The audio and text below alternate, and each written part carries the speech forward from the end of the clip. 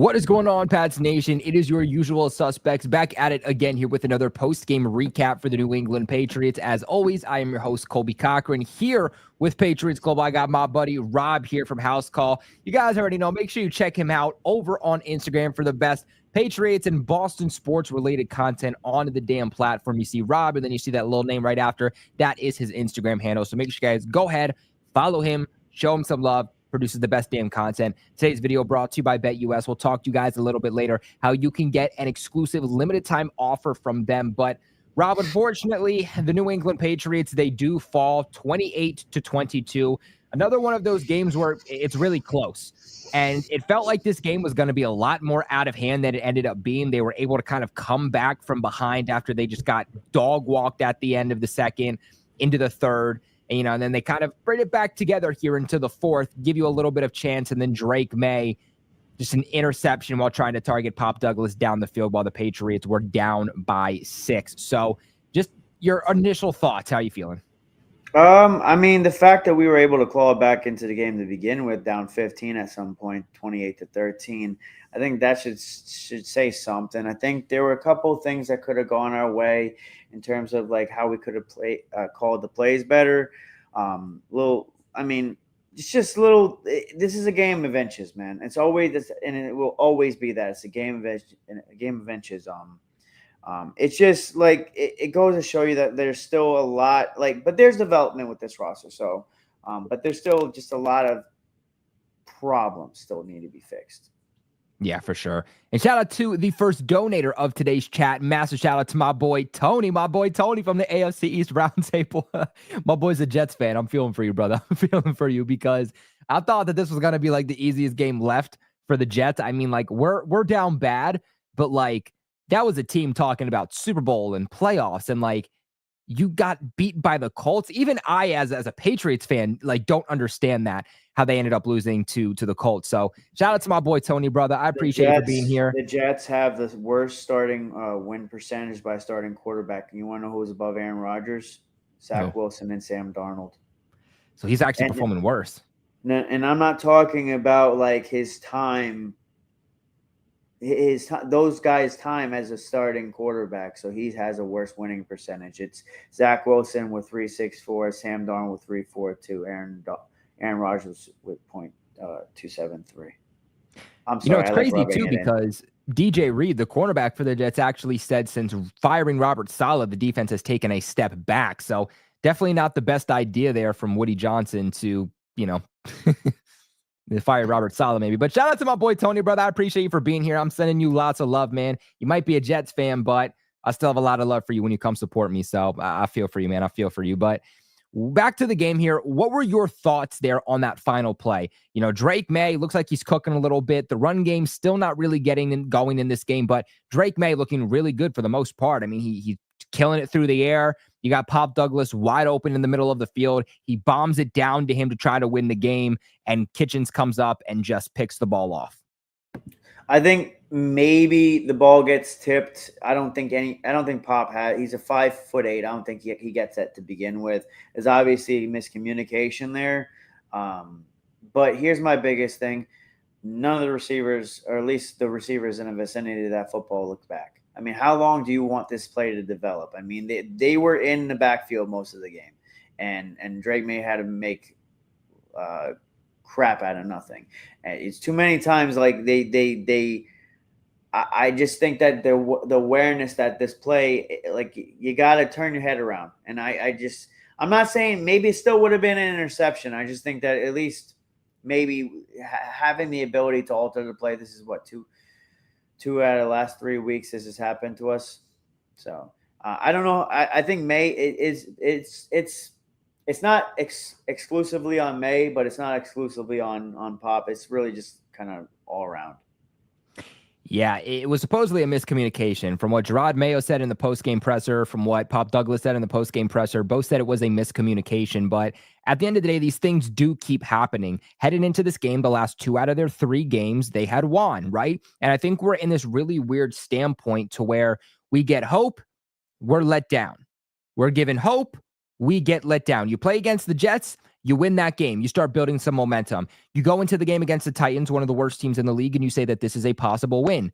It doesn't look like a good game for you. You're able to come back from behind in overtime. You go and you beat the Bears last week, Robin, and you blow the brakes off of them. You look like a really good team that just strung together their best win of the season. You're going up against a Rams team that was going to be a true testament to you, but you get reinforcements back on that defense, right? You get Kyle Duggar back. You get Christian Barmore back. It's game one of Yannick Ngakoue. You thought that maybe if the offense could get going, that, the defense is getting reinforcements and they should at least be fine. They should at least be able to limit what this Rams team is going to do, because this Rams team is not what they were last year. They're wildly inconsistent. They maybe could squeeze into the playoffs, but they're not a team that you think is going to make a run for the Super Bowl. They're not this bottom team. What am I saying? Bottom of the league tier team. There we go. I don't think that their record is a testament to who they are as a team, because you gotta think they were without Puka Nacua and Cooper Kupp for most of the season. Basically, he had Tutu Atwell they were throwing to most of the season. But my biggest thing with this game, this for me was the benchmark. Up until this point, going forward, that this was going to be the benchmark. Okay, look, where do we rank amongst teams? Because you beat what? You beat the Bears, you beat the Jets, and you beat the Bengals. And yes, we can make a case for the Bengals now, but we're not talking about the Bengals now, because the Bengals were always suspect week 1, week 2 of the season. We're talking about the Bengals at the beginning of the season. So, I haven't seen a win to really hang our hat on yet, because I already read the damn stat about Aaron Rodgers as a starting quarterback for the Jets. He's horrid. But look, every game I see growth. I see small little chipping away at becoming a better and better team. Now, it could be. I personally think it's really a lack of talent. A lack of talent at the right tackle position with Demetri Jacobs, and a lack of talent at the wide receiver position, because even if Pop Douglas turns his head around, he's 5'8". I don't think he gets that catch. Maybe a T. Higgins or maybe a Tetra McMillan gets that pass.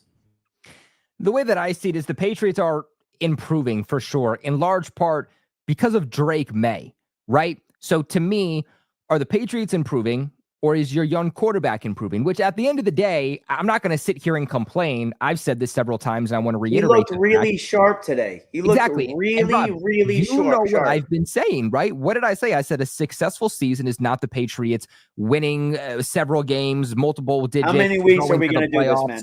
How many weeks are we going to do this, The winning season is hitting on Drake Maye. But to me, what's frustrating is, yes, you need a good quarterback, but you do also need good coaching. And to me, I haven't seen consistent enough improvements from the coaching staff, because, Rob, you look at it against the Jets, improvement. You look at it against the Titans, they take a major step back. You look at last week against the Bears, major improvement. You go into this game, major step back. I actually like offensively what Alex Van Pelt was able to do today. So I'm actually not going to get on him. I was perfectly fine for the most part with what I saw from him today, given with what he has. But it was Jerod Mayo. Jerod Mayo still not understanding situational football very well, still not understanding timing very, very well. Some people in my chat in the live watch party were getting on Jerod Mayo for going for the extra point that got blocked when they got that touchdown from Badarian Lowe, rather than going for 2. I'm perfectly fine that they went for the extra point. Teams usually do, and then go for the 2-point conversion later on. The math would actually tell you to kick the extra point rather than going for 2. So I was fine there. But how did you feel about not going for the 54-yard field goal and deciding to punt the ball? I don't know, man. Maybe it was a field position thing. But our defense was just reeling. We both Puka Nacua and Cooper Kupp are having a day today. Both receivers. This game, that's what I was trying to think of. This game gave me Seahawks vibes. Literally Seahawks vibes. You had a block kick in that game, remember? You had 2 receivers go for over 100 yards. That, if there was a carbon copy, so at least we're getting back to at least what semblance of a team, because I thought our best football was played in week 1, week 2. We're getting back there. We're that's something to be positive about. Yeah, for me, I understand the idea of why Jerod Mayo decided to punt and take the delay of game there with instead of going for a 54-yard field goal. Apparently, Joey Sly was not doing very well pregame. Drake Maye was asked about why he didn't go for it there, and he said Joey Sly was having issues during pregame. We didn't trust that he was going to be able to make it. The wind was slightly a factor, too. Keep in mind that the kicker there for the Rams was struggling. He was having issues. He missed a kick. He almost missed both of his extra points. So maybe Drake Maye thought, I'm going to trust my defense here, because if we go for the kick and Joey Sly doesn't get it, they're setting themselves up in excellent field position. That's why they punt. They try to pin them deep. They trust the defense, which early on in the game, the pass rush defense looked really, really good, and then they fizzled off. In hindsight, that didn't matter. In hindsight, the Patriots didn't go for the 54-yard field goal up by 7. They didn't give Joey Sly the opportunity when he's made from farther this season, and they punted the ball off, and the Rams went down. They scored. They tied it 7-7. Patriots got the ball back, and that's when Mac Jones got, or not Mac Jones. Oh, let's not mention him. We can't mention him. Sorry, Mac Jones played football today for the Jags, so I was also following him very shortly. 50 burger put on him today? Yeah, I was watching Mac Jones very closely today, guys, just because I was interested, so I got that mixed up. But Drake Maye gets strip sacked. They recover one play later to Nakua, and they go up 14-7 on the New England Patriots. So that was definitely the turning point for the Pats. Some questionable decisions there for sure by Drake Maye. But for me, it really comes down to DeMarcus Covington. And I've really gone back and forth with DeMarcus Covington. My start of my DeMarcus Covington rant came week 2, ironically, against the Seahawks, where he was sending unnecessary all-out blitzes. That is exactly what he did here today. On that, what was that? The second play, though? The second play after halftime to Cooper Kupp, he sent an all-out blitz with 7 players. Here's my problem with that fucking play. This is my problem with that play. If you had Christian Gonzalez back there, not Jonathan Jones, who, by the way, he's still good, but realistically, what is he at this point? A cornerback 3, cornerback 4. He's not. Safety. He doesn't quite have the speed that he had once. And maybe you could have got away with that in years prior. He doesn't have the speed or the ability to keep up with a Cooper Kupp. If you're gonna do plays like that, you go put your best cornerback back there. That play didn't make any sense whatsoever to me. But that also gets into the overall game plan today, Rob. Defensively, like these are the things that hurt me. If the execution isn't there, it's just you're off a week, whatever. I can be annoyed, but I can accept it. What I can't accept is going into a game and doing the exact opposite of what is going to be successful for you. The Patriots have become a primary defense, a man-to-man defense over the last few weeks, which is what I told them to do all season long, because that is what their roster is made of. It's made of cornerbacks that excel in man-to-man, not zone. The Patriots all season long have been getting killed when they play zone coverage. This Rams offense is able to pick apart zone defenses. They have struggled. They're one of the worst offenses in the NFL against man coverage. What did the Patriots do? They primarily played zone, and Matthew Stafford and Puka Nacua early on in the game were killing the Patriots in zone. The Patriots tried to adapt a little bit later. That's when we saw them start to look a little bit better, but at that point, it didn't matter. You already had given up so many points that you were already playing from behind. What I don't understand is why you are not going Christian Gonzalez on Puka Nacua, why you're not going Marcus Jones or Jonathan Jones on Cooper Kupp with potential safety help over the top, and then align your receivers up, or your cornerbacks up elsewhere.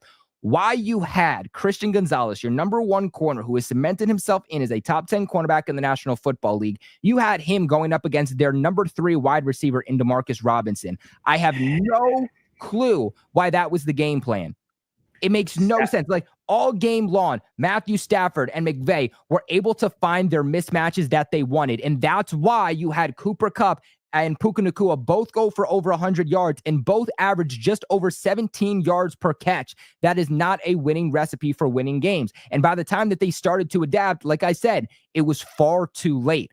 The fact that they ever thought that that was going to be a successful game plan is absolutely mind-boggling to me. This might actually be a carbon copy of that Seahawks game, because didn't DK, we did an all-out blitz, and DK ran one to the house for like 60 yards. So this is just the same shit all over again. This is literally the Seahawks game.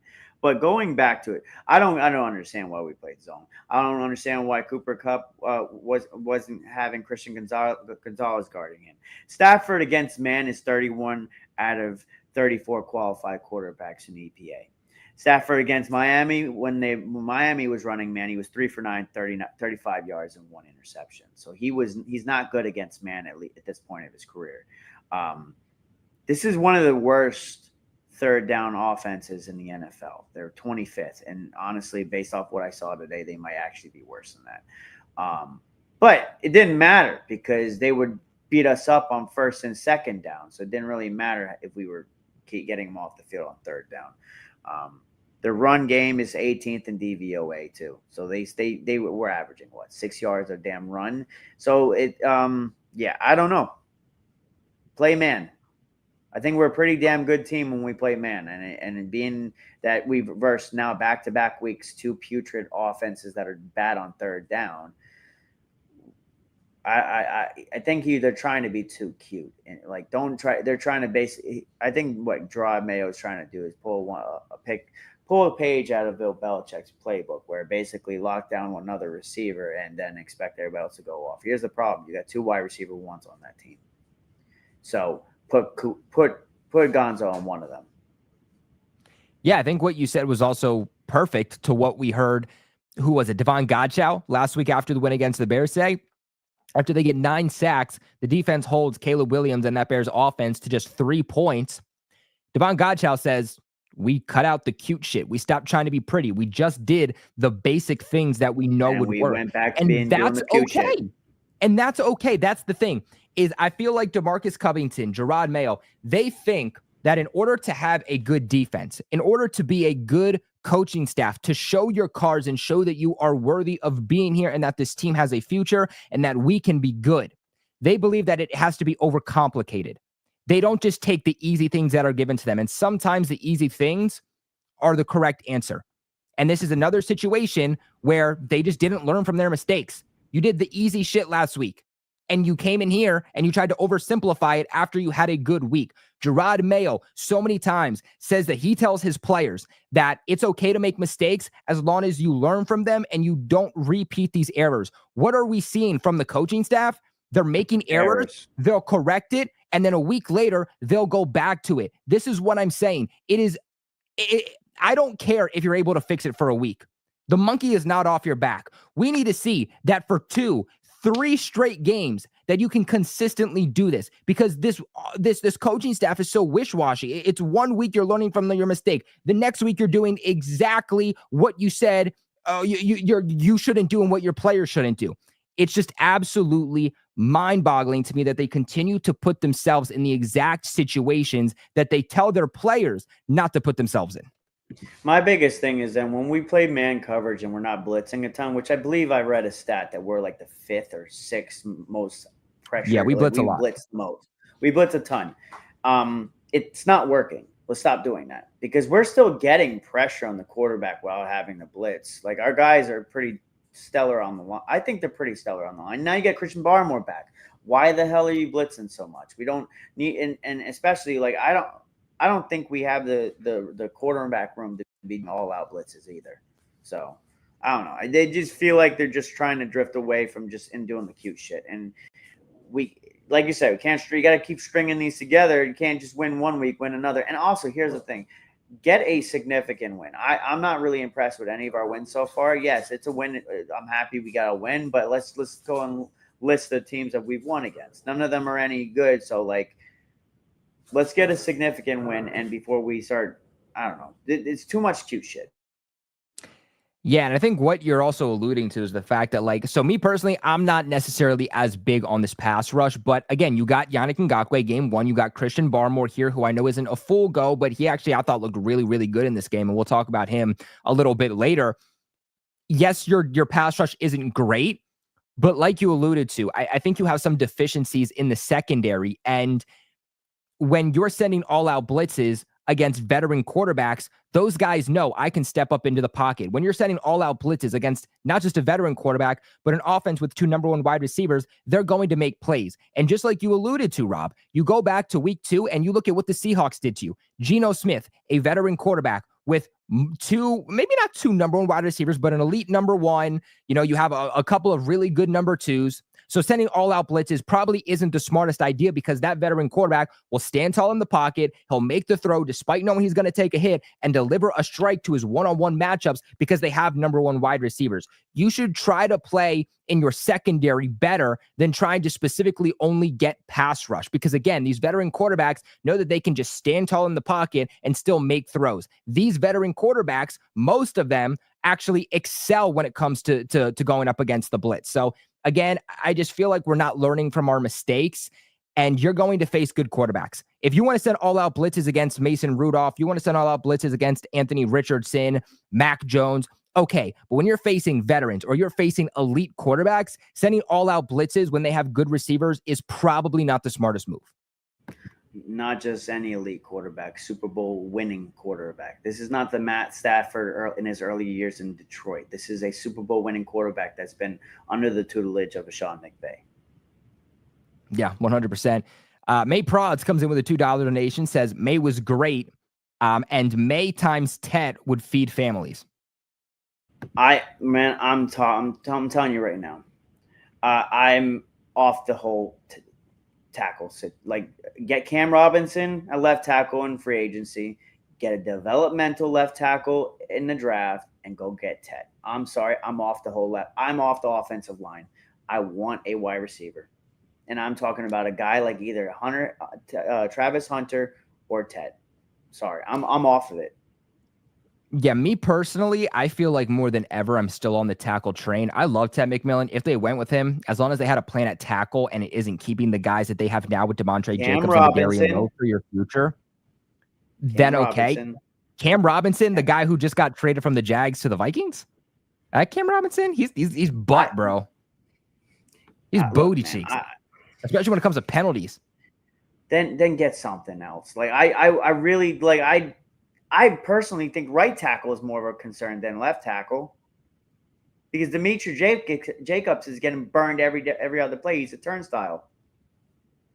For me, I look at it though, and I say, yes, this offensive line isn't bad when we're going up against mediocre pass rushes. Then they're okay, but they're wildly inconsistent. And when you play elite teams with good defensive lines, this team struggles. We're here asking ourselves, why is this play going behind the line of scrimmage? Why are they not trying to get chunk plays? Why are they not throwing the ball down the field more?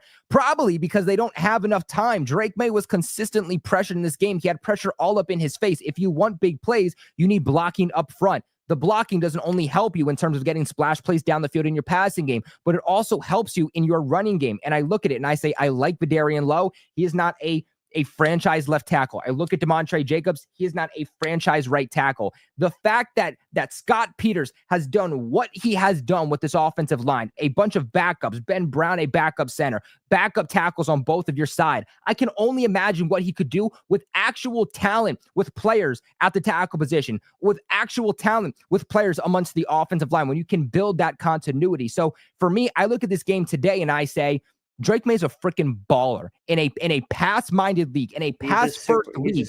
You have a quarterback that can be a superstar through the air, but if you don't have an offensive line that can block for him, you're not going to get these splash plays down the field. And you have a quarterback that can make those plays and a quarterback that wants to make those plays. So for me, more than ever, I am screaming, go find your tackles and cement this offensive line because you have a quarterback that will take advantage of it.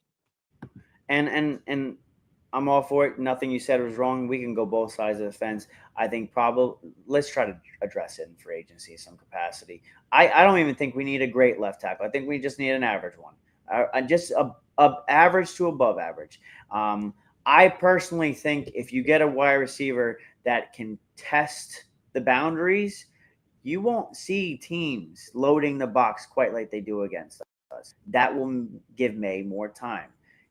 Yes, we're not going against great defensive lines at times, and when we do go against great defensive lines, like I wouldn't say that the Rams' defensive line is great, but they got two studs in Verse, and I forget the other guy's name that are on the defensive interior. But I personally just hope that if we can address it through free agency, because I really seriously want. Hell, I wouldn't even just want – I would want to get T. Higgins and Tet. Then again, they probably are some of the same build. So yeah, well, I don't know. I just want something to test defenses. I believe the Rams actually have one of the best pass rush win rates when it comes to that defensive line. Like the reason that their defense isn't as bad. Frick, I think is the guy's name. Even the guy in the interior, who I believe is also a rookie, he's either year 1 or year 2. Name's escaping me right now. Had a really, really good game for them. Like they have some dogs on that defensive line. The reason that their defensive line isn't, or their defense in general isn't as bad, is because of that defensive line. Their secondary is crap. They've one of the worst secondaries in the NFL. It's because of that pass rush that's making up for that lack of secondary a little bit. In fact, I think it's really interesting at the fact that if you look at this game, you look at the Jags game, the Patriots lost both of those games. They had struggles getting things going on offense.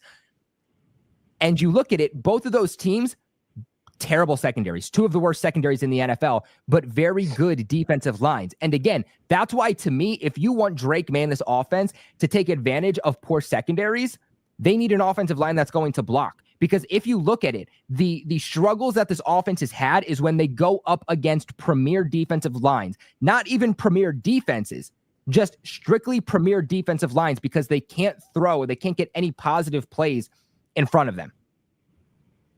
I don't disagree with you, man. That's the thing. But I do agree with your take, though, Rob. I do agree with your take that we don't necessarily need 2 top 5 offensive tackles. If you can get that, okay. But, Rob, I don't know how you feel about this. I wouldn't say the Patriots have a single tackle that is a top 32 tackle in the NFL. I don't disagree with you, but here's my my flip side of the coin, because here's the thing. The Lions drafted Penny Sewell, and obviously they've great pick. But in that same draft, the Cincinnati Bengals took Jamar Chase. Now, Joe Burrow obviously has gotten hurt quite a bit because he's getting beat up. His offensive line hasn't held up. But also, they made the Super Bowl with no O-line. I'm not saying that that's the recipe we should try to duplicate. I'm saying that, like, there is recipes for both sides of the coin, because we look at what Penny Sewell does with the Lions, and obviously Jared Goff is a hell of a quarterback. But like there's no right answer, I don't think. No, I can definitely understand both sides of where you're going with it too. And that's why if they went with Tet or they went with an offensive tackle, okay, as long as you can have the other side at least planned out and you have an idea on what you're going to do, then okay. But I'm also thinking longevity when it comes with Drake Maye too. You know, I don't want a guy who's going to be here for just 10 years. I want a guy who's going to be able to be here for 20 plus years, and longevity comes with that. And one of the big reasons that Brady was so good was because he played for so long. He was always so reliable, and that came with consistently giving him protection. Even if you look at Joe Burrow, that year they went to the Super Bowl, he was the most sacked quarterback in the National Football League. And honestly, if you look at it, if they had a better offensive line in that Super Bowl, it came down to the wire. I remember that game. It came down to the wire. If they had a better O-line, I think they win. And literally came down to a block. Jamar Chase was gone. So like you can't really win in that situation. But I don't see. Here's my thing though: is there an elite left tackle in this draft that's worth drafting? That's my biggest concern, because this is why I'm saying, is Will Campbell something that interests you? Is Kelvin Banks something that interests you? All these guys are it's not a strong tackle class. Whereas that year that they got Jamar Chase, you could have made a case that going and getting a Penny Sewell, there is no Penny Sewell in this draft. There is no, who the hell was that damn left tackle for the Chargers? There's not that player in this draft. No, not Slater. The other guy. He would Joe Alt. There's not a Joe Alt in this draft. That's my biggest concern, that you're going to spend a high pick on a guy that it's just he's not going to be to their level. And you're going to spend a high pick on him. That's why I'm saying that maybe possibly trade back, accumulate more picks, and then get maybe a Tet, whoever the receiver that falls there, and get a left tackle in the second round. What is the guys that are in the first round, and a Will Campbell and Kelvin Banks, that much more better than the guy that you probably can get in the second round? That's my biggest concern, because I think if you don't draft a Tet, you don't draft a Luther Bird. I'm sorry, I'm going in a long-winded answer, but No, go or don't ahead. draft the Travis Hunter. The drop off is probably very significant to go get a wide receiver in the second round. We've seen what happened when we don't do that, and we got Jalen Polk. Yeah, there's a lot to still go on in this process, obviously. So I think it all depends on like combines and whatnot to kind of get a better idea. Senior Bowl, Reese's Bowl, like all of these things will give us a better idea on these guys and where they're going to be projected. It wouldn't surprise me if not a single one of those guys, at least right now in the time being, a single one of those guys doesn't go in the top 10, but maybe that gives the Patriots the ability to trade back a few spots and still get one of those guys. I think the question more so comes down to, do you believe in your offensive line coaching staff? Do you believe in Scott Peters and company to bring them in and develop him? Because again, if you have DeMontre Jacobs doing what he's doing, if you have Vidarian Lowe doing what he's doing, and people are talking about, okay, maybe these guys could be like serviceable tackles in the NFL. The fact that Scott Peters was able to do that, he was able to bring in Ben Brown and make him look as good as he has. I can only imagine what he could do with a talented enough player to go in the first round. So I think that's also how you kind of have to look at it. But yeah, I think with Will Campbell, there's real questions on how good is he, or was he just more so a product of Jaden Daniels? His arm length is small too. Like he has shorter arms, and he's a penalty machine from what I've heard and what I've seen. That's me, a big concern. Like I said, it's all going to come down to his measurables and how he performs in the offseason for me. But like Will Campbell looked really, really good in 2023 because of Jaden Daniels. Drake Maye, though, also is mobile like Jaden Daniels. So maybe can also make him look equally as good. I'm not saying he's Jaden Daniels with his mobility, but like he's obviously a very mobile quarterback in the NFL. So, I think that he could definitely make Banks, Campbell, make them look better than realistically they are. You just need a guy that isn't going to be a turnstile. You also really need tackles that can be multidimensional, Rob, because right now, a lot of these players on the O-line, they're either good against the good at run blocking or good at pass blocking. You don't have a guy that's good at both. And I think that's also what you need to help out your offense, because we're week in and week out subbing in different personnel depending on, do we want to have a good run game this week, or do we want to have a good pass blocking game this week? And I think you need guys who can come in and do both for you. And being that, what is this, the 5th or 6th game in a row that Drake Maye has wrapped off a 15-yard run? Like we need a guy. We need guys that like can understand. Not only that, but that can understand. Hey, listen, when your quarterback scrambles, let him scramble. Let go. Like now it's time to let go and let him do all the rest of the work. But that'll happen with whoever we bring in. Scott Peters did a hell. I don't know how much he had input, but he definitely had some input with the Browns. They lost 3 starting left tackles. They lost their starting running back. They lost so much offensive linemen. They lost their 2 or 3 starting quarterbacks, and yet that offensive line did its thing.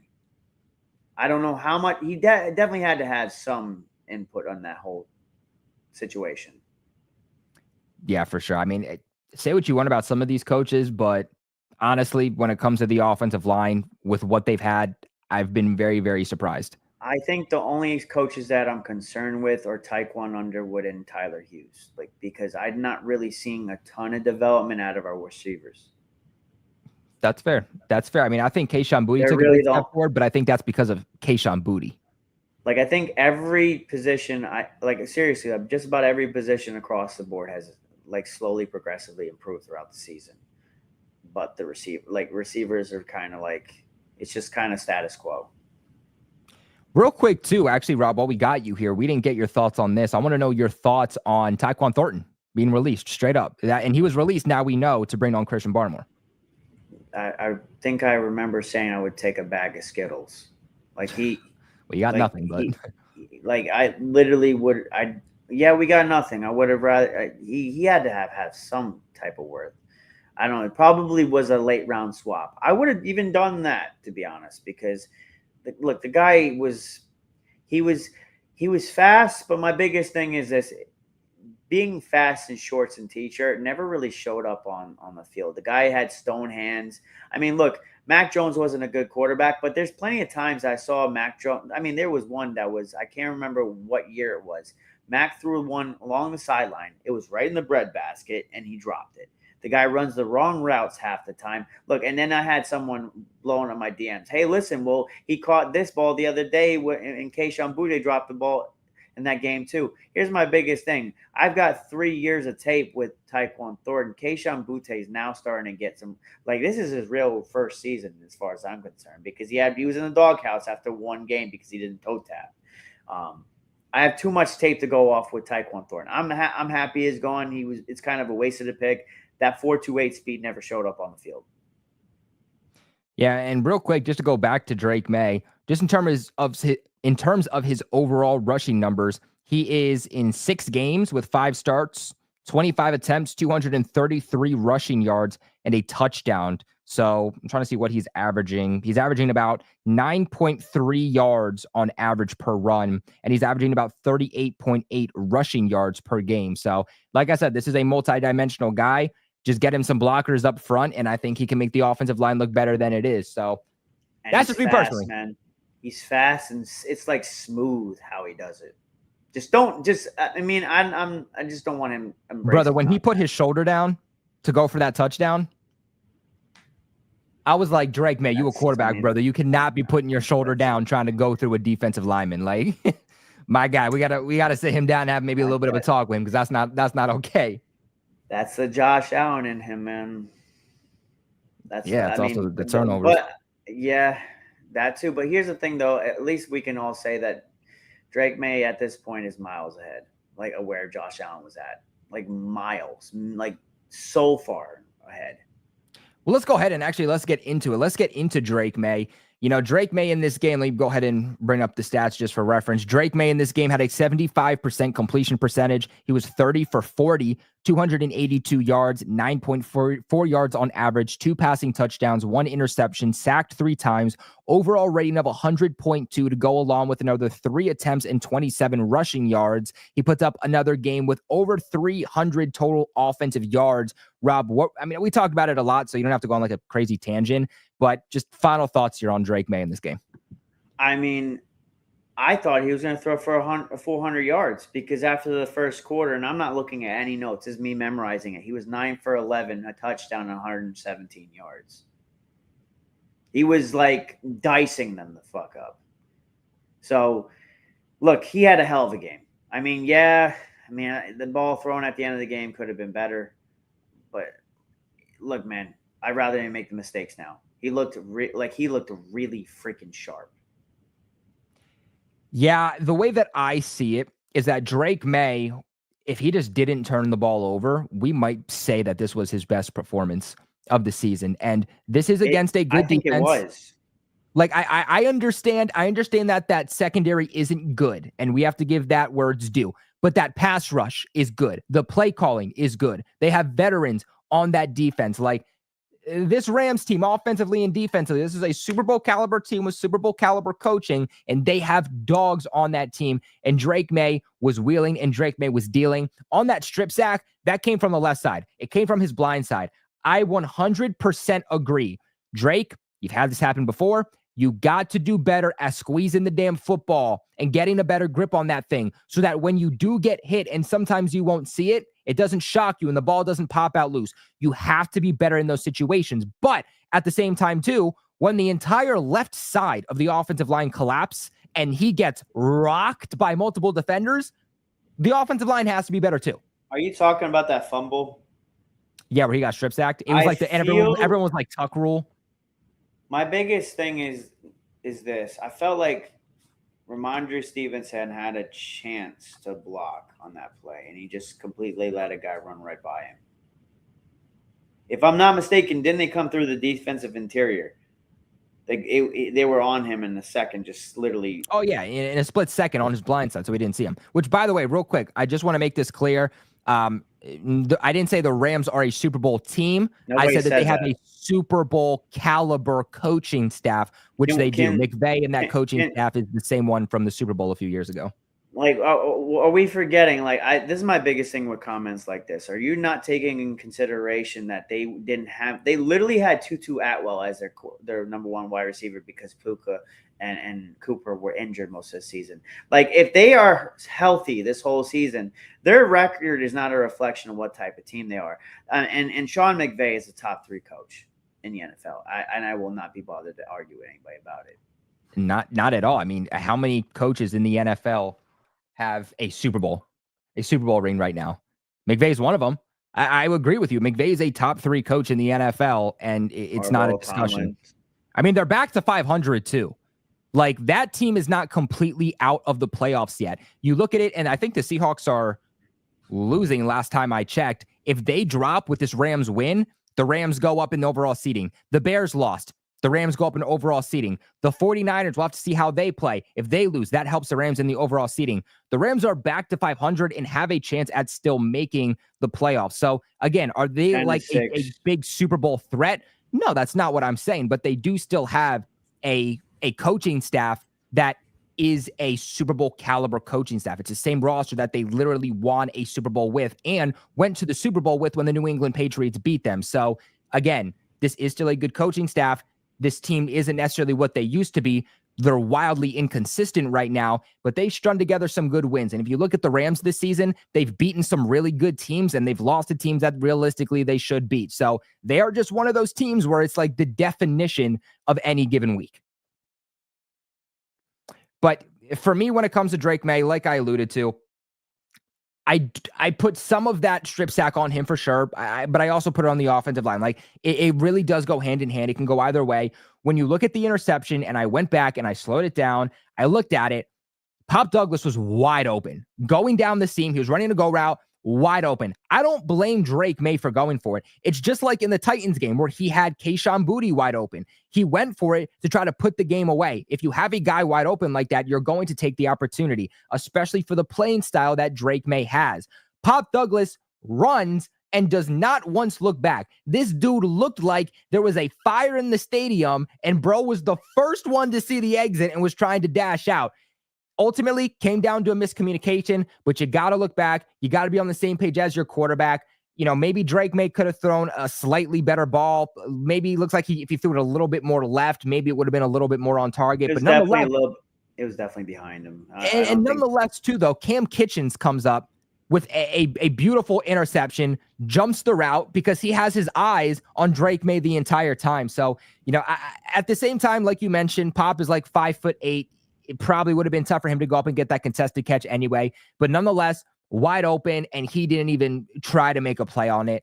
And it just comes down to miscommunication. It comes down with this team still not being on the same page, and it's hurting them in the moments that matter the most. So I think that Drake Maye, for the most part, had a really good game. There was that one play, I believe it was Jared Verse. He got the ball around, looked like he put just like he was playing baseball and put just a spin move on it, and it just went around the defender and hit Kayshon Boutte on the run several different times where we see really great throws, really great decisions from Drake Maye. But it all comes down to the turnovers, whether it's miscommunications or not, whether what the circumstances are or not, the ball is still being turned over. And it's happening more than once per game on average. That is where the Patriots need to be better. How many games have come down to the wire? How many games have come down to one possession? You look at the Seahawks, you look at the Dolphins, you look at the Titans, you look at this game. That is 4 games off the top of my head that I can name right now that came down to the wire, and one minuscule change, whether it's the coaching staff, whether it is a turnover, and the Patriots could come out with those wins. So again, I think it starts with playing cleaner football. The Patriots dominated time of possession today. They dominated total yards. They had the same amount of penalties as the Rams did. What hurt them, again, was those turnovers. And they need to find ways to start playing on the same page and start playing complementary football with each other. Because I think if they can stop turning the ball over, stop shooting themselves in the foot at the worst moments possible, then we can see this team really start to compete and play some close games. I am not here telling you, Rob is not here telling you that the Patriots are going to get confident wins against top-tier teams. That's not what we're saying. But what they can do is they can play close and they can squeak out wins against middle-of-the-pack to high-tier teams. And at the end of the day, look, these things are happening this year with basically the cupboard being pretty much bare at any kind of skill position as far as talent goes on this roster. Like, if he's able to do this, Like I think people need to start putting respect on the Rams. They're not what the record is. I'm not saying that like they're a Super Bowl team, but they're a playoff team. They just happen to be. Would you put them in the same boat? So I would personally put them in the same boat. I know we talked about this like a lot, but I thought about this going into the game. I would put the Rams in the same boat as like the Seahawks. The Seahawks can be a playoff team and squeeze in, but you're not expecting them to go make a run. If they squeeze into the playoffs, they could potentially win a game, but any given week with that team, like that team has a lot of talent. You look at the Seahawks, very, very good talent on offense and defense. They're just not necessarily living up to those expectations because they're not playing continuity football or playing consistent enough football. I just think the biggest thing is that their health is the reason why they're in the position they're in. You didn't have Puka Nacua and Cooper Kupp for a big majority of the season. They were throwing the Tutu Atwell for a majority of the season as their number one. That's just not a recipe for success. I think if they had all the receivers at their disposal, who says that they're not number one in their division right now? Because the damn 49ers were sputtering at the beginning of the season, and that wasn't even because of health. It's just because they were just not good. So, yeah, that division really could have been wide open. At the end of the day, look, we'll take our lumps, but I'd rather take the lumps now, and that receiving play where Pop Douglas doesn't turn his head around, a guy that's 6'2", 6'3" goes up there and gets it.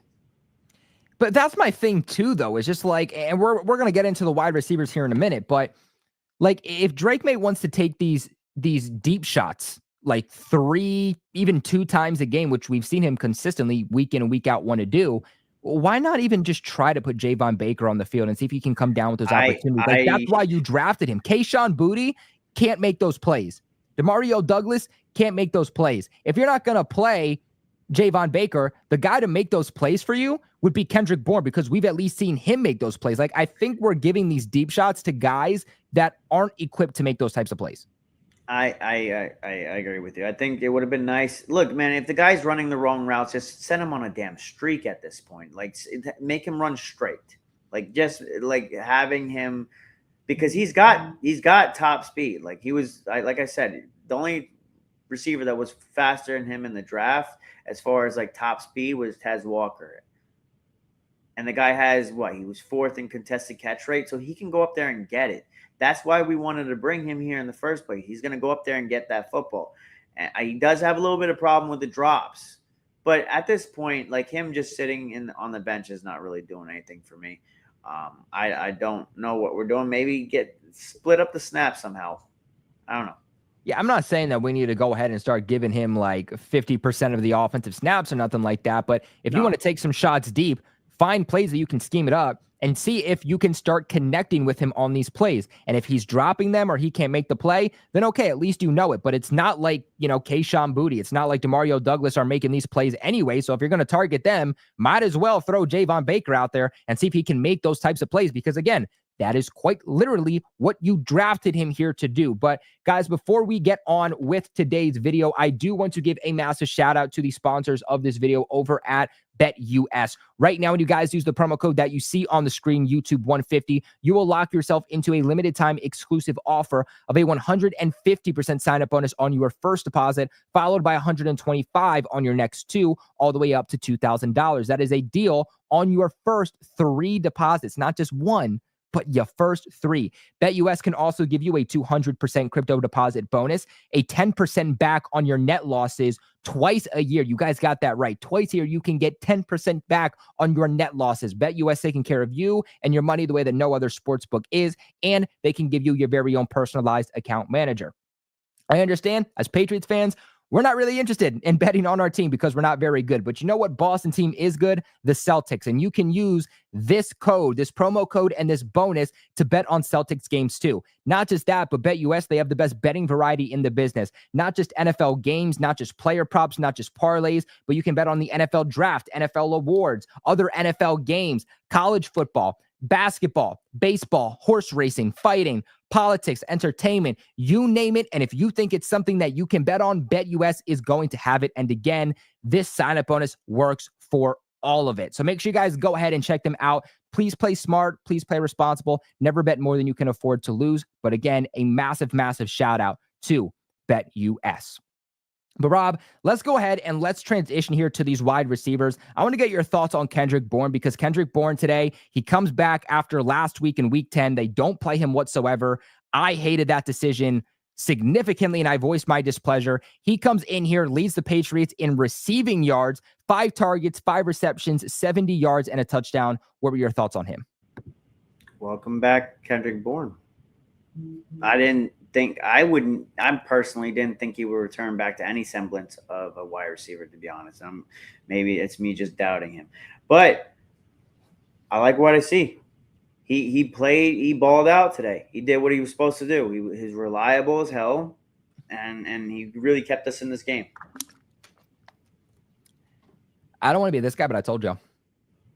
Well, I don't want to be this guy, but I freaking told you guys, man. How many comments I would get on a regular basis. Why did they re-sign Kendrick Bourne to a 3-year deal? Get him out. Ship him off for a bag of chips. This guy sucks. Play Javon Baker. Play Jalen Polk. Play the young guys. Play both sides of the coin, though. We went against the Rams corners that you just said is not good. Yeah, but he's been balling out even when they've given him opportunities. If you think about it, 2 weeks ago when they benched him, he was, I think, like 2nd or 3rd in receiving yards for the Patriots. Like, he's getting this rapport going with Drake Maye. When they benched him last week, it made 0 sense because he was coming off of a productive game. He was coming off of flashes, and that's what made no sense in benching him. Like, you are benching a veteran wide receiver who is one of your top 3 most talented wide receivers on this roster, and you said, we want to see KJ Osborne before him. We want to see Tyquan Thornton before him. We want to play Jalen Polk more than him. It doesn't make sense. And my rant last week was the fact that you have a young rookie quarterback. Why are you not giving the best weapons out on the field as possible, especially with a mix-shaped or paper mache offensive line? I don't know what I was trying to say. With a paper mache offensive line, give him the best damn weapons that you can possibly give him. And they weren't doing that. And that what was frustrating to me last week. I think if Kendrick Bourne was out there last week, the margin looks even better. If Kendrick Bourne doesn't play in this game, are you telling me that Tyquan Thornton or KJ Osborne is doing what KB's doing? No. And the thing, too, is that KB went through a season-ending injury last year. He didn't practice at all this offseason.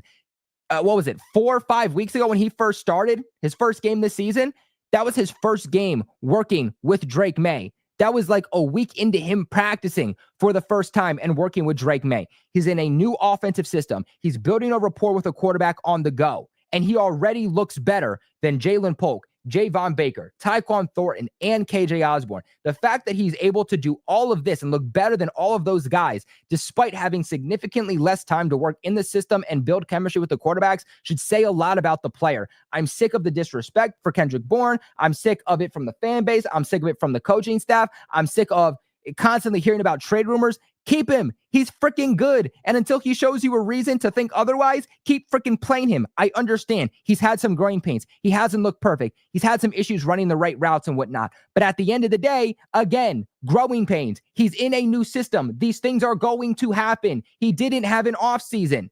Today, he showed you exactly why you play him. And I hope that Gerard Mayo, I hope that Alex Van Pelt, I hope that Elliot Wolf, they're all apologizing to Kendrick Bourne because he popped off today. He doesn't talk crap at all. He understands the business. He's been a good sport. And not just that, he doesn't just produce for you, but he is there giving you energy that your young quarterback needs and that your young team needs. KB deserved this game. I hope they continue to use him that way because he freaking deserves it. KB is my player of the game outside of Drake Maye. Like, dude, it's so annoying. Like, I mean, love KB, bro. I think the biggest thing that we all wanted, and the reason why we were the way that we were, is that we knew he was going to take a while to like come back. I was on the train of not bringing him back, and I'm not going to go and say I wasn't. Yeah. But if this is what we can get from him, that's a wide receiver 3, possibly a 2. So, but let's see. Now stack your days. Yeah, I mean, look at it. You want to get your future like elite premier wide receiver 1. I would say that right now you're probably battling wide receiver 2 between Kayshon Boutte and Kendrick Bourne. And then Demario Douglas is wide receiver 3, wide receiver 4. Again, We have to continue to see him string these things together. He needs to be consistent, but if he can do that and he can catch everything that's thrown his way, you cannot tell me that he cannot be a top 3 receiver here for the Patriots moving forward. He's 29. He's older. Let's see what happens when he reaches 30. But at the end of the day, if he's producing, he gives you a guy in the locker room, off the field, which is going to help this mindset and help this. I think that's the biggest one, man. I think that's the biggest one. And that's why me and you, when it came time to the trade deadline, what did we say? We said KJ Osborne was expendable, right? Yeah. But we said KB was not. And it's just because one thing is my stock on KB skyrocketed, and that was because and it wasn't even so much what he did today. It wasn't so much what he did last week. It's that he was no snaps because he wanted to get the young kids involved. And did you hear anything from KB about not getting snaps? No. Smiling, acting like he actually was a part of that W. I second that comment down there. Global for president. 2028, baby. 2028. I'll be on the next ballot, baby. Just put all the money that you get from like the taxpayers and on the Patriots salary cap. I got you. It's going to the Patriots salary cap. Everybody, where's the Patriots money going? We got wars going on. Yeah, but at least the Patriots are the best team in football again. That's all that matters. But no, I do agree with you. But I also see it from a standpoint on I understand for the coaching staff wanting to get these young guys going and get them production. I mean, you even over the last 2 weeks, I feel like we've seen Jaheim Bell a little bit more. He's not really making the most out of the opportunities, but they're at least trying to. What he had a drop today? A really bad drop on a 3rd down too. But nonetheless, for me, I feel like your biggest priority shouldn't be getting the young guys going. Your biggest priority should be what is the best for the development of my young quarterback. And how are you going to win games right now? And clearly you tried to throw out those young guys. These young guys aren't there. They're not ready. And the last thing you want to do is force their hand and put them into a situation they're not ready for. And now you screwed them up and there's pass no return. Sometimes it just takes receivers 2-3 years to be ready, to get acclimated. That's okay. They don't always hit the ground running in their first year. And if they're not ready, don't screw with the confidence. Yes, I agree. You shouldn't put them in the doghouse all year long. You do want to get them some type of reps and some opportunities. But if your veterans are out there playing better and they're helping your young quarterback succeed, don't take those guys off the field to force the hand of your young players. Don't force something that is just clearly not working, because that is what bad coaches do. But moving on here, just another very solid day for Hunter Henry. 9 targets, 6 receptions, 63 total yards. You could say the same thing about Austin Hooper, 4 targets, 4 receptions, 35 yards. The 2 tight end sets, the 12 personnel, this duo has been absolutely Can we just give a blank, not a blank check, obviously. I'm just I was going to put 20 mil. But what I'm saying is, can we just bring back Hooper already? Yeah. I re-sign him. He's got a 1 year, was it a 1 year deal? Yeah. Just extend him now. Extend him now. Because I think you have your tight end set. And just keep on letting Bell develop. Yeah, unless I'm really happy with them too. Unless the tight end from Michigan falls to the 2nd round, then or Tyler Warren out of Penn State, Mr. Hike what round he's supposed to go? I think he's probably going to be a 3rd round pick. He's got I think you need to look up his tape. There was one game he hiked the football to the quarterback, and he was the one that caught the touchdown in the end zone. Dude, when I was watching the championship game last year from Michigan, and I just saw, I forget his name, but the tight end out of Michigan, just an absolute baller. I was like, what guy or what round is this guy supposed to go in? I want the Patriots to draft him. And then I found out, no, he's supposed to be in the 2025 draft, not 2024. So I was like, look up Tyler Warren. But he also is supposed to be the best tight end in the draft class. So depending on how he performs, there's always a chance he could go back end of the 1st. But I do agree with you.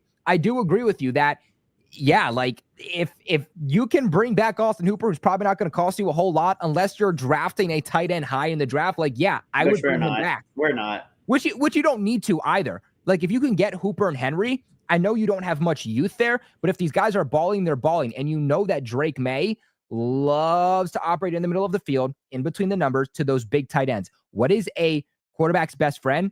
The running game and the tight ends.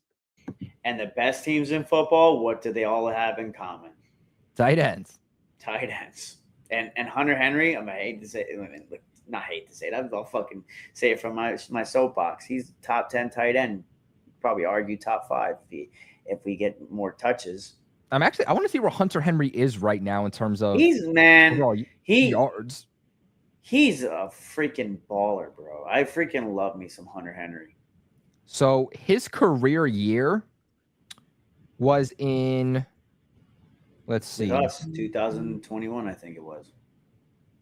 So it was close. It was 2019. He put up 652 yards with the Chargers. His first year with us, he put up 603. So he just missed it. But right now, he's at 428. 428 and a touchdown. He's averaging. Mark it down, man. Mark it down, man, because I seen this guy get 8 yards a game. I mean, he also had one game. He had 99 yards in the first half. So this guy I think he's going to beat his career high in yards. There's a real chance he can. And if not, he's going to have the second best and just miss it. But I think if he stays healthy and they continue to give him the ball this much, then yeah, he 100% is going to have a career year. And you look exactly why they give him that extension. Honestly, the fact that they didn't make him a captain to start, I think is wild. I don't know if I would. I think this year, just in particular, I don't know if I would have made him a captain. Yeah, because all the captains have like a damn hit list on their back. The curse. Yeah, that's probably the only reason. Other than that, he's immediately the moment the next year starts, Captain Drake Maye, Captain Derek. I wish Derek Henry, Hunter Henry. Let's go ahead and let's move on to this offensive line, though. What do you think about them? Because this was an offensive line combination that we've seen in the past. So getting a little bit of continuity. You had Vidarian Lowe at left guard, Michael Jordan back at Vidarian Lowe at left tackle, Jordan back at left guard, Ben Brown at center, Michael Onwenu back at right guard, and at right tackle, DeMontre Jacobs. I thought they did decent. Penalties are definitely a big concern still. There's too many back-breaking plays where we would get my notes are in my car, but I believe there was like a 17-yard pass from Drake Maye to Hunter Henry that I believe Michael Jordan held on. And it's just back-breaking plays where we would just move one step forward and then 5 steps back. And it came from the offensive line. So I didn't think that they were terrible today, but it's still just not good enough. Yeah, I mean, look, you're finally building some continuity. I wouldn't move on from it unless there's injuries. No matter how good or bad it looks, no matter what the opponent is, I've said it so many times. I'm going to say it again because it's so important with context that I believe the offensive line is as much about continuity, getting your best offensive linemen together that can play the best as a unit and not just your best individual players. And that continuity is so important for the success of your offensive line. So I would stick to this. I would keep Michael Onwenu at guard. Rob, I think it's going to be in the offseason a really interesting decision on what they decide to do because they really, really, really want why is his name escaping me right now? Who's the right guard that they took in the draft? Layden Robinson. They clearly want Layden Robinson to be the future for them. But if you have Michael Onwenu, who you gave a massive extension to, you want him at guard. They have said that they view him as a guard, but you don't want to put him over on the left side. This guy is either a right guard or a right tackle, which in that case, if you want to put him at right guard, it's going to be a really interesting decision on what they do with Layden Robinson, who is strictly a right guard. Any thoughts about that?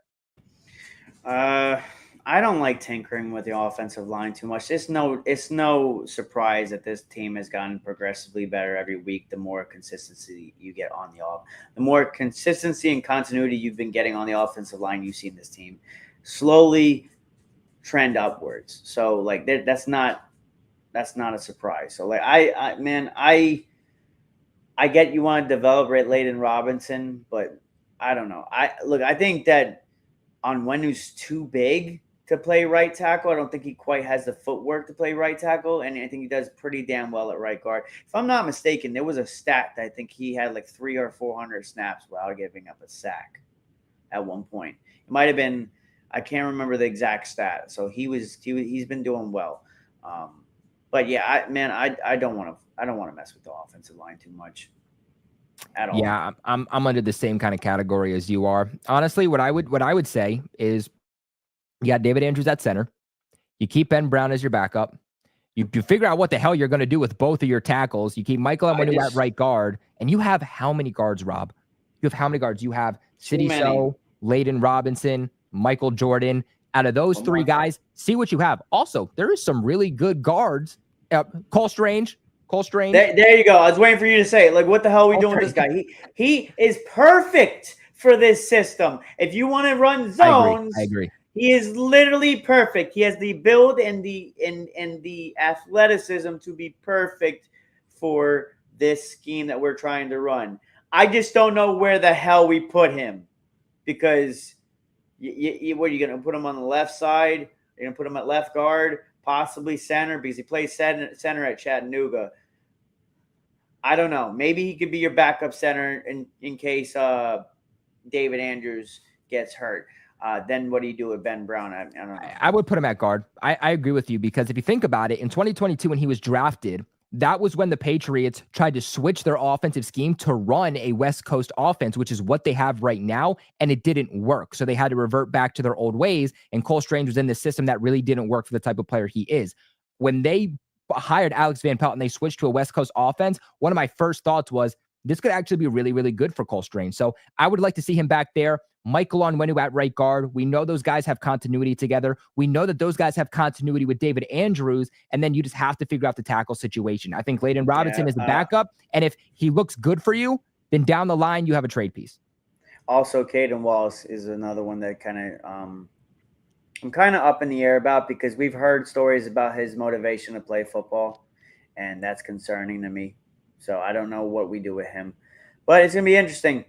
Definitely have some wild cards and figure out what the hell we're going to do with them in the offseason. But if at worst, we have depth pieces. I think that Caden Wallace, the limited reps we saw from him, great as a run blocker, questionable as a pass protector.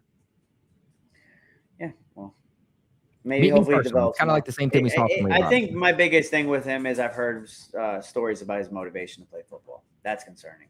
And I don't know if I want people in the building that are like that. But before we go ahead and we bring on the Patreon members, I want to wrap this up with your thoughts on the defense. Matthew Stafford goes 18 for 27, 295 yards, averaging 16.4 yards on average, 4 touchdowns, 0 interceptions, sacked 0 times, overall rating of 142.7. And obviously, Puka Nacua, Cooper Kupp both go over 100 yards. Nacua goes for 123, 17.6 yards on average and a touchdown. Cooper Kupp goes 10 targets, 6 receptions, 106 yards, 17.7 yards on average and 2 touchdowns. I mean, you other than the first 2 drives where you forced them to punt, you did well on third down, but then was 5 or 6 20 yards or more passes. Matthew Stafford was doing whatever he wants when he wanted it. Defense played like crap. Like even with limited, he had 13 rushes for 78 yards. Who was it? Not the kid out of Michigan. I forget the other. Damn it, and his name escapes me. But Kyron, I think it is. Who? Kyron Williams? Yeah. I believe he had 13 rushes for 78 yards off the top of my head. He had. Let me see. Was I right? Let's see. He had 13. Kyron Williams had 15 attempts, 86 yards, 5.7 yards on average. I was close. Blake Corum had 5 attempts, 21 yards, 4.2 yards on average. Well, which that's in a step in the right direction. But here's the thing, though, if they're passing all over. Look, man, this is really. I'm not even joking. This was a carbon copy of the Seattle game. You had a block kick, and you had 2 guys go over 100 yards. Literally the same game. Trying to see what the score is. Wow. Right now it's the third quarter. Buffalo is beating the Chiefs 16-14. So there's your update on the game of the week, by the way. The Chiefs, the real player, their wild card hasn't started playing yet. He's on the bench. Who's our wild card? The refs. The refs. they'll come through and don't worry. Fourth quarter. Hey, listen. What's his name? His last. I think his name is something Land.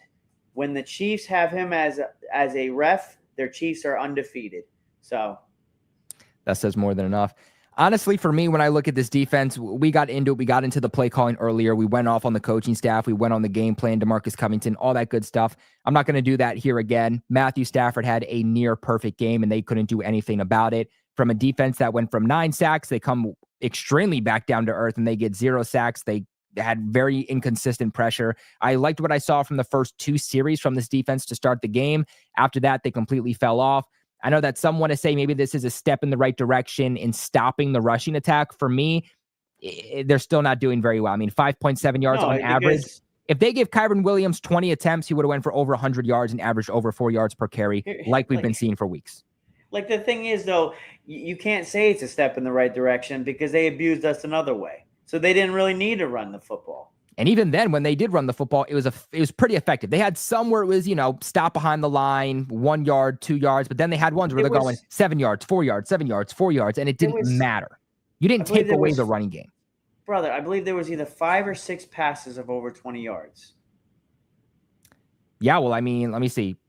The longest catch for Atwell was 21. Cooper Kupp's longest was 69. Puka's was 37. And that's just talking about their longest catches of the day. So, yeah, you would be right. Just overall, the game plan for the secondary was off. I think that's a big reason on why they struggled. It's not like Gonza was getting picked on. It's not like Marcus Jones was strictly getting picked on. It was just the game plan and the way that they were deciding to run this Jonathan defense. Jones had another terrible, yet a stinker. He was terrible this game. He got beat for, I believe, both touchdowns. I mean, I feel like at this point in his career, he's probably not a starting cornerback for you. I think he's a safety. He's a cornerback 3 at best. But if you look at that play that Cooper Kupp got that 69-yard touchdown, it's an all-out blitz. They're sending 7 men to Matthew Stafford and just delivers a ball with pressure. Cooper Kupp is one-on-one with Jonathan Jones. John Jones, who's like 5'10", to Cooper Kupp being like 6'1", so it's not like there's a massive height advantage there. What John Jones should have done is accept the fate, because Cooper had like a step or 2 on him. Beautiful pass by Stafford. That ball was going to be caught either way. I would have just said, you know what? You got a big game there. There you go. Bend but don't break defense. But John Jones sold out. He had 0 safety help over the top. He knew this, and he did a 2017 Stephon Gilmore AFC Championship game against the Jags type of play where he jumped one-handed in the air and trying to bat the pass down, completely mistimed it, and Cooper Kupp catches the ball, runs away with no defender near him, and an easy touchdown for the Rams. You got to have better situational awareness. Like that pass was going to be caught on you. You're hoping that, the blitz was going to be able to get home. It didn't. At the very least, secure the tackle. Don't allow the touchdown. Your biggest worry shouldn't be don't allow the catch. Your biggest worry should be don't allow the touchdown, because if you miss the tackle, nobody else is there to save you. At the end of the day, it wasn't just 0 sacks. The Patriots got 0 interceptions, 0 tackles for loss, 0 forced fumbles. They had 2 batted passes. They had 1 from Keon White and 1 from Jonathan Jones. This defense just absolutely made 0 plays. And obviously, you look at it, 28 points. That wasn't all from the defense. If you think about it, like Drake Maye put them, or I should say that strip sack, put them in excellent field position. So I would take away 7 of that. Nonetheless, that's still 21 points. So defense, just a really, really rough day after their best performance of the week last week. And you were just hoping that maybe that defense could return and kind of build off of what they did last week, and they just didn't at all. So rough week for the team. And again, too, I will say one more time, Rob, that was with backup. That was with Christian Barmore and Yannick Ngakoue and Kyle Duggar, and you still couldn't do anything. I'm just curious how many passes of over 20 yards we've given up this season, because I've counted so many at this point. There were several games where Marcus Jones would give up like 20. There was like 4 times in a game. So this has happened too much. And I don't know if I'm not one of those people that's like, oh, fire this guy, fire that guy. But like, this is definitely concerning. For me, it's just like we're heading into week 12 now. I'm sick of hearing not on the same page, miscommunication. You are 12 weeks into the season. You are more than halfway done this season. What are you going to get to week 18 and say, yeah, we played a great defensive game. The communication was finally there. I don't know how much longer you need for the communication to be there. I understand injuries are a thing, but this team should not have this many communication problems as they have had this deep into the season. But let's go ahead and let's transition on to our Patreon members and see what these guys got to say. Let me take this off real quick. We'll do this. Let's bring on our boy DTN. How you doing, brother? I'm doing good. That game, man. Yeah, it is a repeat of Seattle. Good. Thank you for mentioning that, because let's talk about these defensive matchups against these wide receivers. For the second time, Marco Wilson is back on the damn field. Like, yeah. Why the hell was he guarding Puka Nacua instead of having Christian Gonzalez on Puka Nacua and then have one of the Jones cover Cooper Kupp? Like, Puka Nacua is like a freaking beast, and if you had Gonzo on freaking Nacua, it would have been a different story. Speaking of Gonzo, do you have any stats from Gonzo this week so far? Or I think Puka Nacua didn't. He was held without a catch, and I think until like he went off the first quarter. Then after that, he was held in check. I know that they played more man in the second half, so I know Gonzalez did finally start going up against Nacua. But obviously, they did play a lot of man to start the game. So it looks like versus Cooper Kupp, 4 targets, 2 catches, 9 yards. Versus Nacua, 1 target, 1 catch, 10 yards. So when he went up against them, he did well. Yeah. Let's just say this again. You can't be inconsistent with like having one win on one week and then having a loss another week and then having another win and another good week against the Bears and then back to square one. This is where consistency is really important for like the rest of the season. And yeah, we need to stop with these controversies. And like, for example, I love that speech from you, Kobe, about Kendrick Bourne. Like, for example, when will the front office stop making these silly mistakes about like you're extending your key players and then you're starting some players that are not like committing to play football properly at this day and age. Like, for example, Jalen Polk for the freaking, I don't know how many times. Okay, stop. Okay, I'm gonna cut you off. Jalen Polk is a rookie, brother. Like, I think people need to start taking that in consideration. The reason why you bring a lot of those vets back is not so much because they are building blocks and building pieces. They're going to be guys you feel that you got your leadership within the building. A lot of those guys we brought back a Jelani Tavai, leadership. Kendrick Bourne, leadership. A lot of these guys are leadership. We have 135, whatever. I can't, don't quote me on this, but we have a ton of money to spend. Now that you have the leadership and you got that benchmark that you have set, now you're going to go out and get the talent because we have the leadership in the building. So yes, I agree with you. You're like, why did we bring all these guys back? I think honestly, it's because a lot of those guys exuded leadership within the locker room. Yeah, I agree. I thought that Drake Maye had a decent performance. Yeah, this was like his second time he got a pick.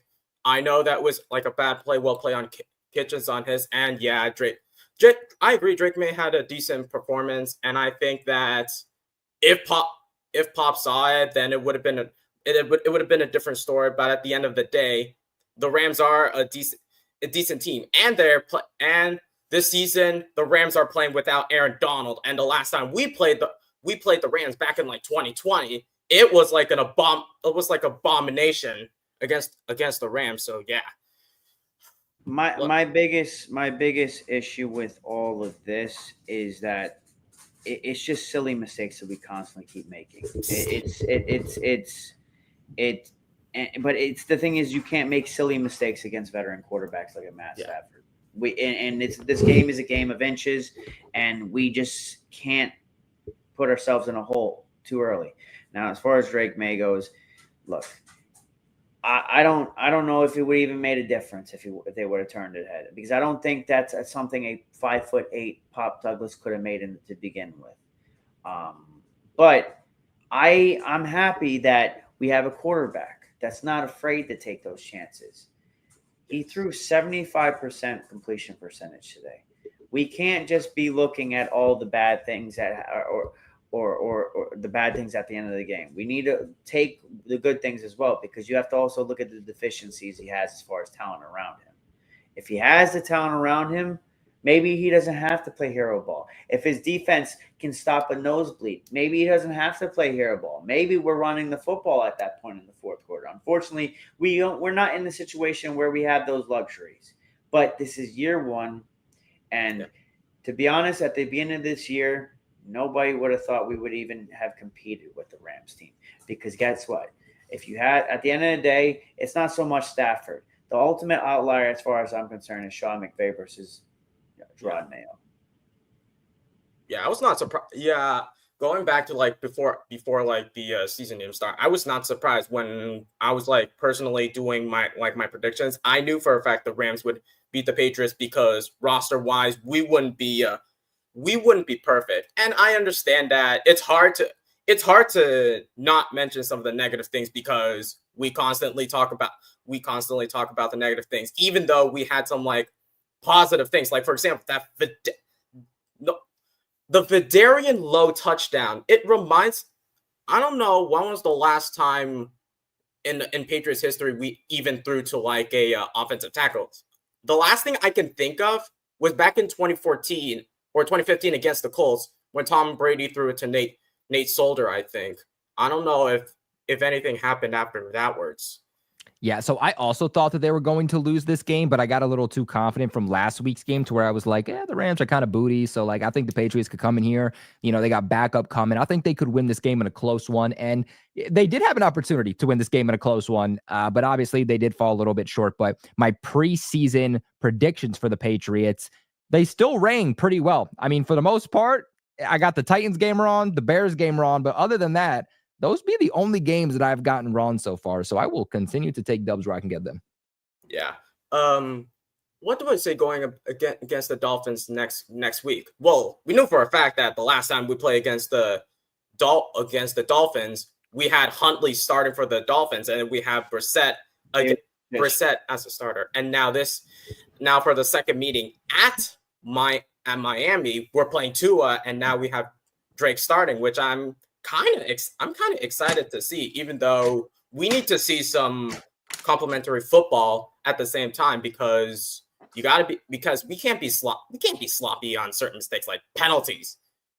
I know for a fact that there's some silly mistakes here and there, and then it happens but at the end of the day, it's learning blocks or taking stepping stones. But if we're not learning from our mistakes, it's gonna hurt us throughout the rest of the season. And I will say though, I feel like we have cleaned up a lot of the penalties because it was it's so much out of regularity. And it's kind of, I don't know about you, Colby, I feel like it slowed down quite a bit. Yeah, for sure. I mean, that's something that I think we could hang our hat on, that's at least kind of progressed.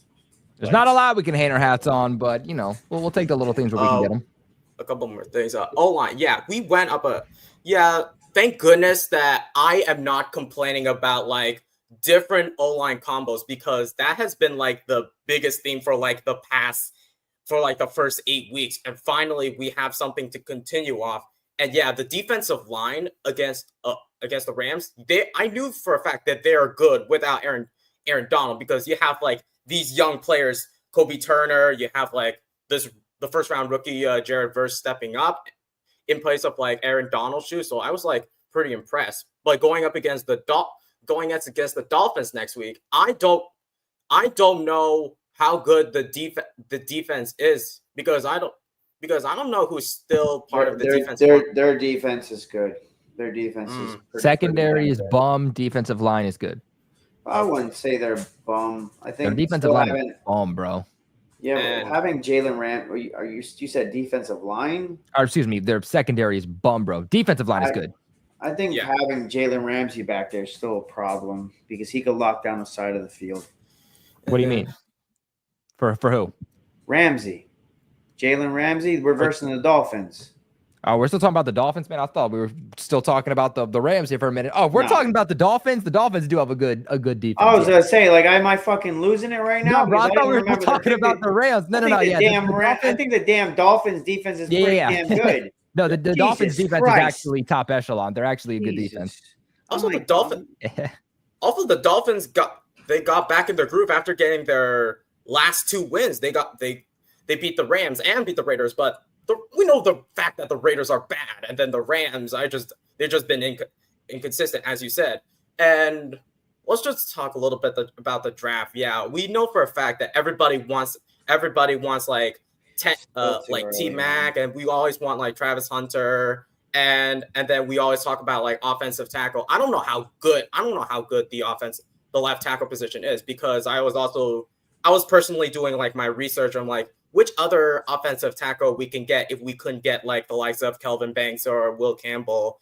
And the one person I think I had my eye on, I don't know if you did a research on it. I was kind of looking at the left tackle out of Oregon, Josh Connerly Jr. If we pick T-Mac in the first round, and then we get. I don't know about you, Colby, but I'm gonna start diving into the draft now. I've started to do my due diligence, but now's around the time where you start to get more of a settlement on what these guys are looking like coming out of the draft. So now's when things start to come up, and we do got the draft roundtable kind of reactivating here on Roundtable Sports. That'll kick off here pretty shortly. DTN. We appreciate you, brother. Yeah, brother, we appreciate you for coming on, man. We'll see you next week. All right, I got words for Richie because the Jets embarrassed themselves once again, and I'm gonna do the same thing that I did last. But at the end of the day, we have no room to talk right now. So, but but here's my thing: we suck, but we're in year 1 of a rebuild. We knew we were gonna suck. They said Super Bowl. They said after the win against the Texans, they said playoffs. So, hey, man, look, that's all I'm gonna say. Shout out to DTN, man, and hopefully we see him on Wednesday. But let's go ahead and bring in my boy Nathan to wrap us up here with today's Patreon members. How we doing, brother? Doing pretty good. I said after myself to this game, I'm not gonna let this steal my joy, bro. I'm past the times where I'm getting mad after a game and just come on, why we make the same old mistakes? Nathan, aren't you the one that like goes during the draft parties? I am. I'm not being his face, man. Wait 1 second. Damn it, what the hell's your username, man? It was like Dradden Ryder 021 is for what something like software Dradden. Something like that. There you go, that one. I was like, your face looks freaking familiar right now. Go ahead, man. Yeah, I haven't been here since college has been super crazy for me, bro. Like, oh my god, it's been crazy. But can I just say one thing? This team struggles in the third quarter, bro. It's I counted so many plays in this game that cost us the game. I don't know if you guys saw Colby, you said it during the game on the 2-yard line during the third quarter. Oh my gosh. If we would have went for it on 4th down, we would have probably been in the game if we had gotten that play. And I wrote down when I was watching the highlights, Hunter misses his block on what would be touchdown by Ramondre, instead field goal. And then you guys hinted at it at the beginning of the third quarter. John Jones, lazy defense, completely takes it. His shot. I wouldn't say that was lazy defense. I think it was just more like selling it. He was trying to go all in or go all out. The problem is you don't do that against a Cooper Kupp. Yeah. And then why the heck are we putting a linebacker on a guy that has not played a single game in 3 Are you talking about Christian Ellis that literally is a liability in coverage? Yes, he's bro. Such a liability in coverage. It's like he averages a pass interference or whatever else a week. Well, the crazy part is that in training camp, Christian Ellis was the Patriots' best coverage linebacker. And he honestly might still be their best coverage linebacker. Because let's keep in mind, in this defense, the Patriots have done this thing where they aren't running the same Belichick defense, to where Belichick would have safeties playing hybrid linebacker. That's why these linebackers were so good at covering. Now you have Jelani Tavai, you have Christian Ellis, Sione Takitaki, Juwan Bentley. Those are the guys you're asking to cover, and that's not really the mode of Jabril Pepper. You don't have a Jabril Peppers anymore that can come close to the line, play box. And so, and you give him his first target, and it goes for a touchdown in literally the last 3 games, because according to the commentators. It's just these plays that are given to nobodies at this point, and you're letting your opponent go ahead and beat you in different ways that are completely putting dynamite on your team at this point. It's so frustrating when this is happening game by game. Look at the Tennessee Titans 2 weeks ago, we're giving like what Westbrook all his targets versus John Jones and all these other guys. Breaking. Chiefs are down by 9. Yeah, I saw Uh-oh. that. 2 possession. I'm lead sorry. for I Buffalo. just like I just want them to lose. So I'm sorry, brother. I'm sorry, Nathan. I just want them to fucking lose so bad because Let's go. I don't know. I know I'm going on a tangent real quick, but did y'all see the picture about them comparing the undefeated records where Patrick Mahomes and Tom Brady and how many disparity in touchdowns? I It think was like after posted on DeAndre Hopkins, like 2 touchdown 26 games. It's literally a 26 I saw touchdown that. gap. It's like, what the hell are we looking? You guys are comparing this guy to Brady? Like, And then he tried to delete it. Yeah. Yeah. But that was so hilarious to me. And I'll agree with you guys. Like, I don't know what you do with these coordinators. I'm up and down as part of like what you really do, because I mean I will say in the run game at least, Alex Van Pelt has done an amazing job helping Drake Maye grow so much. But for God forbid, can we stop running up the middle, please? For God's sakes, dude. I Zone don't get that either. I don't get it either. Like, well, the inside zone on what was it? It was like 3rd down or 4th down. I would have to look back, and they ran it up the middle with inside zone. What was it? No. I think it was they were at the goal line. They were 2 yards away from punching it into the end zone. 3rd down and 3rd and 2. I think it was 4th and 1. Zone. They went back to back. I think it was like 4th and 1 at one point, or 4th and 2 at one point. We weren't really doing that great on defense at that point in time. I probably would have went for it. Oh yeah, that's what I said. I said you got to get aggressive here. Go for it. Go for it, bro. At the end of the day, like, what are we playing for? So just like, what do you lose by turning the ball over on downs there? Yeah, it's weird coaching to me, man. Like I don't know. Like our situational football, it's not like Bill Belichick said it all the time. We have good complementary football, good situational football will win you the game and give you an edge in some cases. And the thing is, for me, is that yes, it's a new coaching staff. Yes, it's a new time that we're in. But man, should it be taking this long to grow? Well, here's the thing. You have the cupboard's bare, and I'm gonna be honest with you. I think these coordinators are over. They're succeeding. Like they're performing above what they were expected to, because let's be honest. The Las Vegas had 4.5 wins. I think we probably can approach that number. And I seen someone post it, and I'm not going to give too much more opinion anymore after this, but I seen someone post in the comment section that AVP as quarterbacks coach. I think personally that's not going to happen.